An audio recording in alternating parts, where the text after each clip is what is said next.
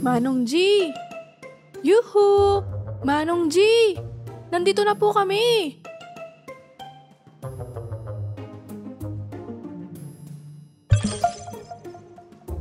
Ano to?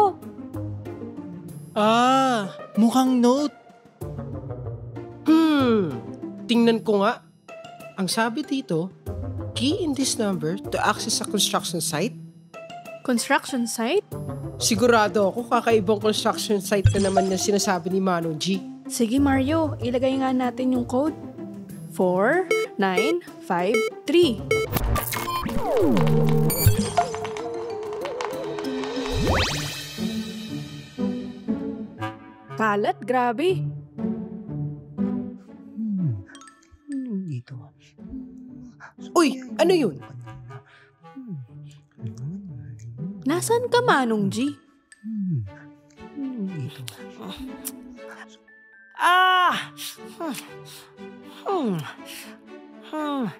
Napakakala talaga ng kwarto ng teenage brain. Oo nga, ang gulo, parang di nagliligpit. Oo nga eh. Grabe, parang ilang taon na tong di nalinis. Ha? Makalat? Parang normal lang naman po yan. Normal lang naman po to ah. Ay, sabi ko na nga ba, kakaiba na naman ang lugar na ito. Tama kayo. Nung tinanong niyo ako nung nakaraan kung may mga paraan upang mawala ang stress, naisipan ko kayong dalhin dito para maranasan niyo ang teenage brain bilang bahay.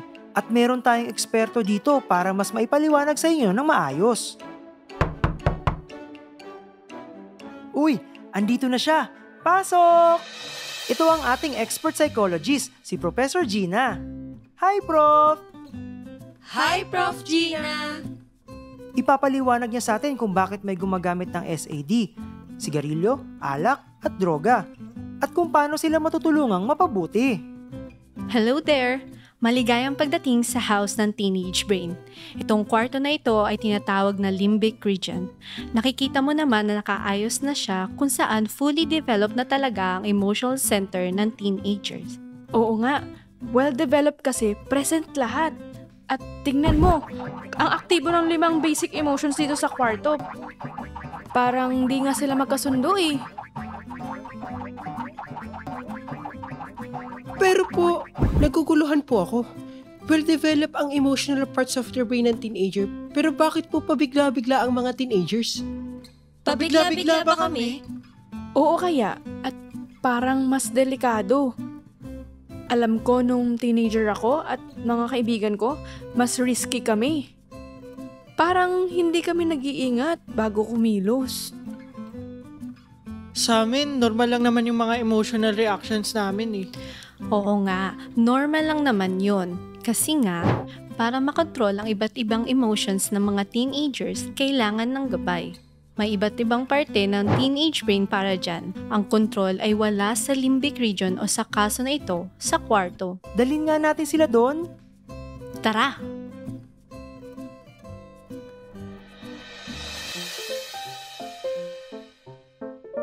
Ano tong lugar na to? Ito ba yung hapagkainan? Bakit hindi maliwanag, hindi katulad nung sa kwarto? Nasa prefrontal cortex part tayo ng brain kung saan ang guidance, logical reasoning at judgment ay nangyayari. Hindi maliwanag dito kasi hindi pa fully develop ang part na ito sa teenage brain. Ibig sabihin hindi pa kumpleto ang wiring niya? Tama, Mikey. Nauuna ang development ng emotional centers kaysa sa prefrontal cortex. Kadalasan nga, hanggang mid-20s pa bago mabuo ito. Hindi pa kompleto ang construction ng brain ko at mga teenagers na tulad namin ni Kyra. Kaya po ba mas mahirap na kontrolin ang kanilang mga emosyon? Oo, madami silang nararamdaman pero hindi pa nila nakokontrol ang mga ito. Hindi pa kumpleto ang wiring ng prefrontal cortex. Kaya naman pala. Kasi pag nag-uusap na kami ng mga kaibigan ko, nagtataka kami pag nasasabihan kami ng OA, overly dramatic, o emo kami. Kasi para sa amin, normal lang kami. Kasi naman pala, hindi pa kompleto ang construction ng brain namin. Napakahina pala ng teenage brain, no? Sa level na iyon, ang katawan at utak ay nagbabago ng mabilis at hindi sabay sa pagbuo ng mga brain parts. Kaya dapat bantayan natin ang mga kabataan at gabayan sila ng maigi. Dahil sa pagpipilit nila na mawala ang stress, baka mag-isip sila ng masasamang bagay. Ayon sa datos, 1 sa 2 tao ay nagsimulang sumubok ng mga gamot sa pagitan ng edad na 15 hanggang 19. Pero bakit po yung mga tao, lalo na yung mga kabataan, natutuksong gumamit ng sigarilyo, alak o droga? Ano ba yung meron sa ganun at na-addict sila dun? Tama ka dyan, Mikey. At dahil dyan, babalik tayo sa kwarto.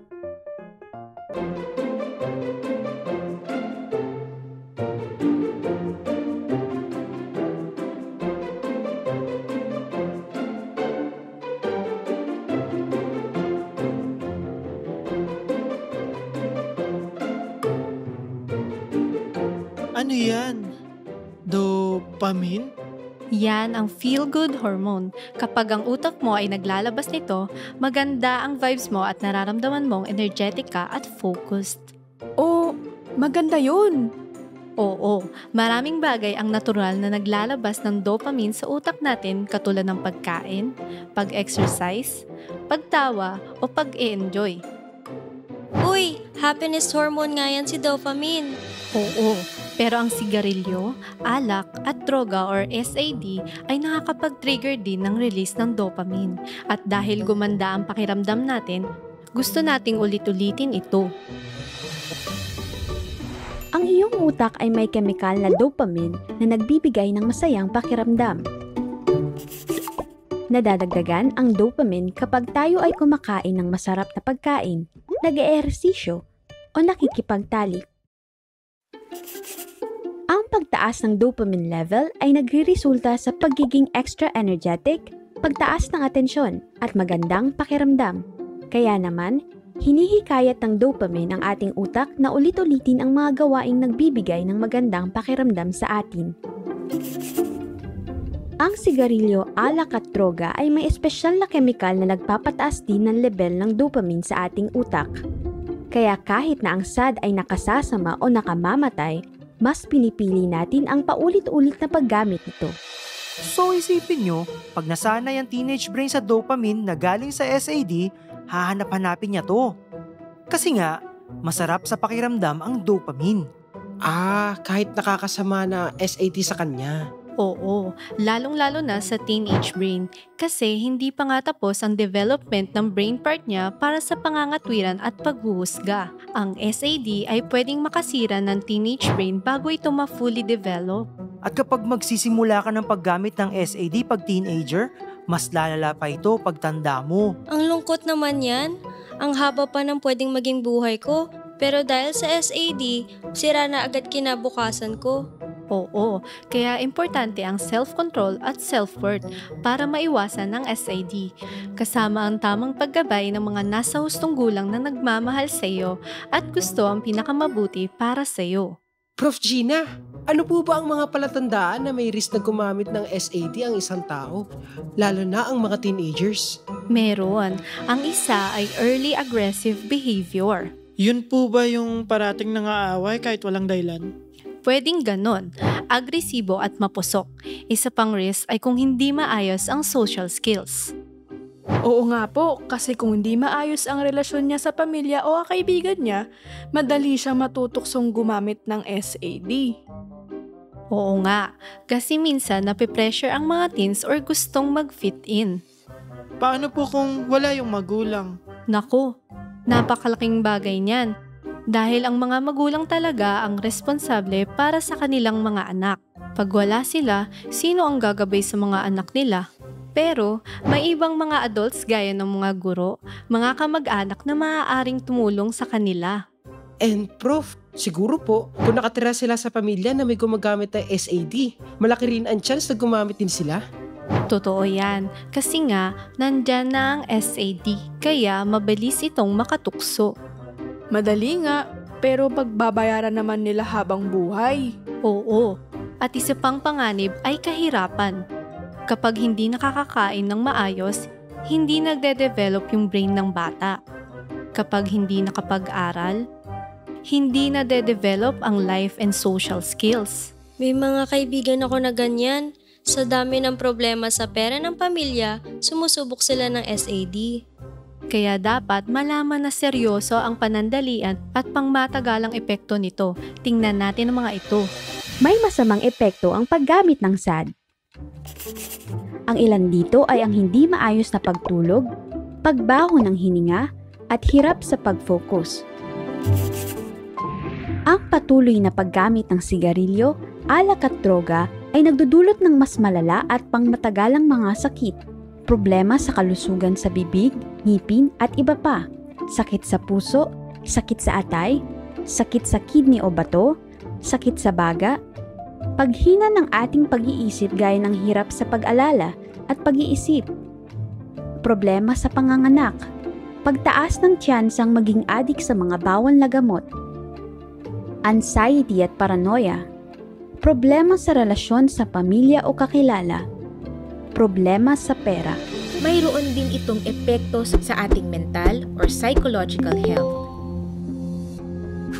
Katulad ng pagkabalisa, pagiging praning, pakikipag-away, pagkabayolente, pagkasira ng bait, at pinsala sa utak. Mayroon din epekto sa relasyon at komunidad, krimen, problema sa relasyon o hiwalayan, at pagpapabaya sa responsibilidad. Meron ding epektong pinansyal, gaya ng kawalan ng trabaho, kawalan ng pera, paghihirap o kahirapan. Hindi talaga maganda ang dulot pag gumagamit ng SAD.